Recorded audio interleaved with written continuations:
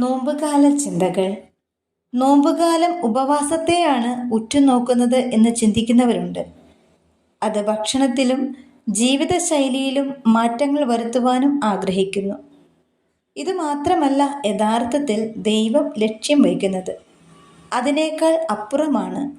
തൻ്റെ ജീവനും ജീവരക്തവും നമുക്കായി പകരം വിലയായി നൽകിയാണ് മനുഷ്യകുലത്തെ ദുഷ്ടൻ്റെ കയ്യിൽ നിന്നും മോചിപ്പിച്ചതും സ്വതന്ത്രമാക്കിയതും എന്നറിയിക്കുന്ന നാളുകൾ കൂടിയാണ് ഇത്. ദുഷ്ടരുടെയും നീചഹൃദയങ്ങളുടെയും കയ്യിൽ നിന്നും ദാരുണമായ സഹനങ്ങൾ സ്വമനസാലെ ഈശോ സ്വീകരിച്ചത് യഥാർത്ഥത്തിൽ ഞാനും നിങ്ങളും അനുഭവിക്കേണ്ടിയിരുന്ന വേദനകൾ തന്നെയായിരുന്നു. ആ പീഡകളെ ഓർത്താണ് നോമ്പുകാലത്തിൽ ഏറ്റെടുക്കുന്ന നമ്മുടെ പരിത്യാഗങ്ങൾ എങ്കിൽ കൂടുതൽ ഫലം നമുക്കുണ്ടാകും. ഇല്ലെങ്കിൽ നിയമത്തിൻ്റെയും അനുഷ്ഠാനങ്ങളുടെയും പ്രവൃത്തിയായി മാറുവാൻ ഇടയാക്കും. ആമേൻ.